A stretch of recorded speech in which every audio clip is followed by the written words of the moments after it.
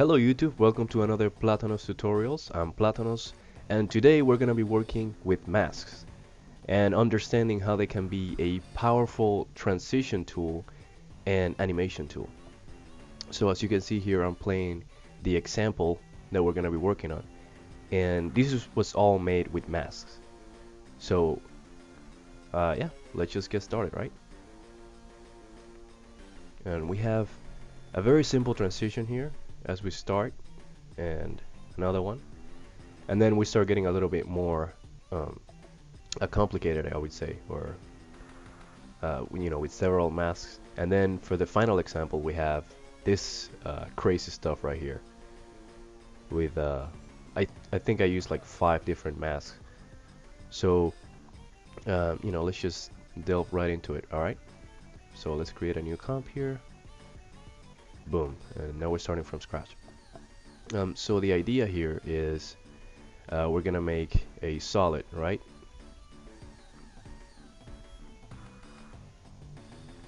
And let's just make one real quick. There we go. And to make a mask, you need either the shape layer or the pen tool, right? So with the pen tool, you can just go in and you have to make sure you see this little icon right here. The star is to make shapes, and then this one right here with the little squares, that's to make a mask with the pen tool.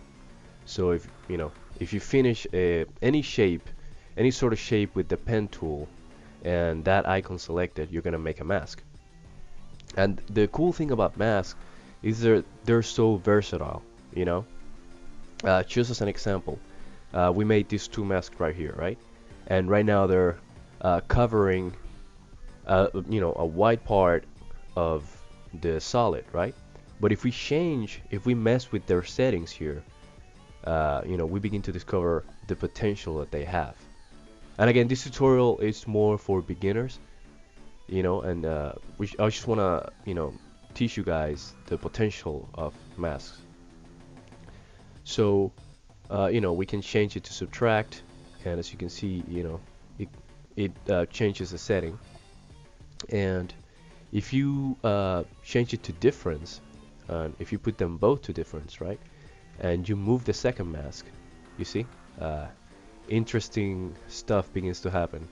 Okay, and also if you press okay, let's say you have the shape layer like that, right? If you press M, you go directly to the mask, and if you press MF, you go directly to mask feather. And what feather does is the more you apply of it, the blurrier it becomes around the edges. So that can be very useful as well. I'm sorry about that, guys. I'm a little bit sick. But if you go down the panel here of the mask, they have several attributes, and they're all keyable. For instance, you have the mask path, and once we key that and we move the mask, it's gonna animate. So that's very useful as well. As I showed you, the mask feather, we can have that animate as well. Mask opacity, animatable as well, and the expansion. And expansion is very, very useful, or very important, specifically for transitions and things of that nature. So look at that with just a few keyframes. Look at how different everything is. So I just wanted to show you those parameters, or the potential of masks. And now we can delve into this little animation right here. So let's get started. Alright, so we have a solid here, nothing fancy. And now we can make, we can duplicate it. Let's name this green. We can duplicate it, change its color or its fill, right? And we're gonna make a mask. Simple circle mask, right? And now if we animate the expansion of the mask, right, and we make it negative, you can see it disappears. And now if we go maybe, if we press shift down twice on our keyboard, that's gonna give us a 20 keyframe buffer, right? And we can animate it all the way out. And what that does is it creates a very simple transition, right? And this can be applied to, you know, live action footage, animations, cartoons, you name it. So it's just a very simple transition that we're making. And there you go. This is the first transition that you're seeing right here. But, you know, to not waste your time and make this transition twice, I'm just gonna jump right into this one, the more complicated one. This slightly more complicated, okay? And all it is just the same mask duplicated over and over with different settings, okay? So if you're following along, you should have this simple transition, right? Boom, where it changes from green to yellow. Now we're gonna duplicate this mask, right? Select it, press Control D on your keyboard, or Command D if you're working on a Mac. And if you're working on a Mac, you are the enemy. Because I'm working on PC. But nah, just kidding, man. It doesn't really matter, you know. All right, so Command D to duplicate that, right? And then we're gonna change it to subtract. And then we can slide this keyframe over a little bit, and there we go. As you can see, now we have like that ring effect going on. And if we duplicate it again, and we bring them down here, mask 3 and 4, right? And if we slide their keyframes over, we're gonna get that ring effect twice over. And you know, it makes it look like we did a lot of work, but really we didn't. You know, it's just duplicates of the same mask over and over. But anyway, if you really, since it starts green, it should end in yellow, okay? So if you want it to end in yellow, you can just duplicate the third mask right here. And oh, by the way, if you, let's say you have the layer, right? If you press U, it'll show you all the keyframes that you have on that layer. You know, just another useful little shortcut. So if we want it to end in yellow, there we go. So now we have this cool transition here, this like sort of a target, I would say. You know, like, I don't know what you call that. I guess it would be target, you know, with the bow and arrow. You know what I'm talking about? So cool little transition here. It's kind of tough on the eyes. Sorry about the, I guess I should have lowered the saturation on that yellow and that green. But anyway, there we go. Seizure alert, right? Anyway, okay, now we have this little transition here. And now I'm going to show you how to make this cool little, I guess you would call it animation or effect here. So let's get started with that example. Alright, for that example, all we need, seriously, all we need is a simple square. That is going to be all we need for this example. Believe it or not. Replease. Alright, and we can actually give it a little bit of a glow. Alright? So now that we have this right here, let's name it box. And I'm sorry about like how simple this seems today. Usually I have more of a theme going on, more of a video game theme or a movie theme, you know, where I show you how to make something from a video game. But you know, I just thought that today we could just do something simple and actually show you a tool from After Effects, you know, show you from beginning to end what it can do. So anyway, we have this little shape here, right? And if we switch over the shape tool, we switch them over to make a mask. We can, first of all, we can make one right here and switch it to subtract, right? And once we move it, it's gonna give the illusion that the square, it's just like it's just an edge. It doesn't have a fill, or rather, it just have a stroke, right? So now we can duplicate this mask, and we can switch it to difference, right? And we can move this mask over here. And as you can see now, things begin to get a little bit more interesting, right? The more you duplicate this little devils here, the more interesting it gets. And like I said, you know, the thing about After Effects is that it has very simple tools, right? But or they may seem simple, but the more you delve into it and the more you experiment with them, the more complicated animations you can make. You know, that's the cool thing about After Effects. You know, it's for users of all levels of experience, I would say. So now we have this little thing right here, right? Very meh, whatever.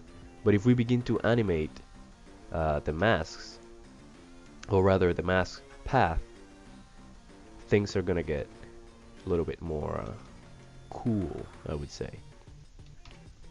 So now that we have that, and again with J and K, we can toggle between the keyframes. K to go forward and J to go back.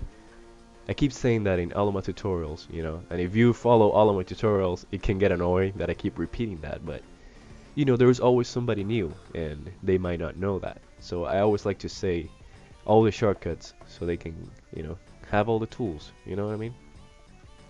So anyway, with F9 we can soften those keyframes and now we can animate them, okay?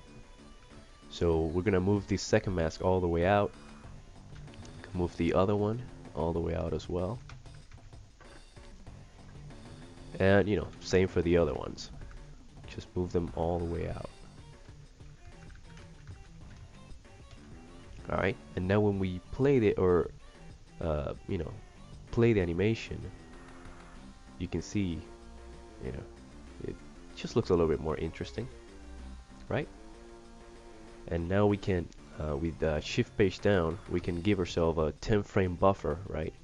Where we're gonna copy and paste this same keyframe, and then shift page down again, but we're gonna do it maybe once, and then 1, 2, 3, 4, 5, right? To give us a 15 frame buffer. And what we're gonna do is we're gonna copy the first keyframes over, and then we're gonna look for an interesting pattern here, something like that, and we're gonna keyframe that, right? And now with K, we're gonna go over the last keyframe, we're gonna delete it, and we're gonna slide this keyframe over. Okay, so now we're left with this interesting cross 8-bit pattern. Okay, so that's basically it, guys. What makes it seem a little cooler is that I animated the rotation, and again, that if you press R on your keyboard, it will bring you straight to the rotation attribute. And what you can do is you can slide your timeline over and then watch until the end of the animation, and then we can just animate the rotation, you know. So it seems like a lot is happening, but really not much is happening, you know. You're just rotating your box as it's changing shape. Boom. Something like that. You know, maybe a little bit less rotation because it can get a little confusing. Alright, something like that. And you know, you can duplicate it and change its color to green. And now we have two of them. And you know, you can duplicate it over and over and create different effects. Something like this, right? And oh, see how cool the mask is? I did exactly the same thing, right? I did for the example, but in the example, see how it looks a little bit different, right? And look how it looks here. And I was trying to do the same thing, you know, with the same mask, but I just changed one thing, and look how different it looks already. That's the potential of masks, I'm telling you guys. It's pretty cool. But anyway, we can actually you know what? Let's do something off the cuff here. Let's experiment a little bit more. So we have this interesting cross thing, right?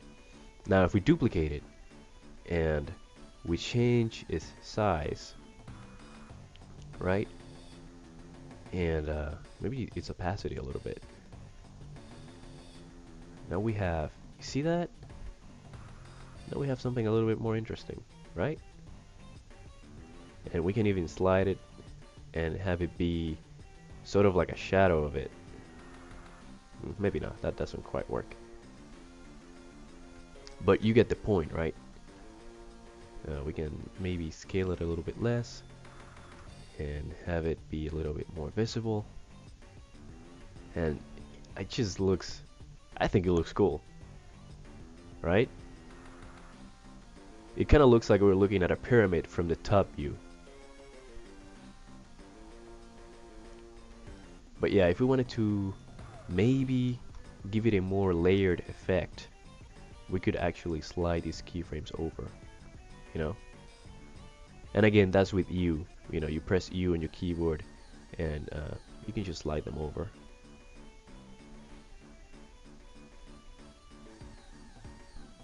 So, you know, something like that. Yeah, it's amazing when you can make in After Effects with just, you know, duplicating and overlapping the same animation over and over. It looks like you did a lot of work, but really, you didn't. So, you know, it's been 15 minutes. I think we can cut it off right here. And I hope you learned a little bit about masks and all of its attributes. You know, let me repeat them again just for the lesson's sake, right? You have the path, and the path is just animating the position of the mask. But you can also animate with the same path. You can animate its shape, okay? So it can go from square to whatever you want it to be. You know, something like this, and you can animate that. So you can animate the feather for the blur. So, you know, hopefully you learn a little bit, and you know, drop a like down there. Let me know how I'm doing in the comments, and I'll see you guys on the next one. Hey guys, hope you liked that video. You can click here to subscribe, or here to watch more videos, or here to subscribe. And now I'll just stand here making awkward eye contact with you.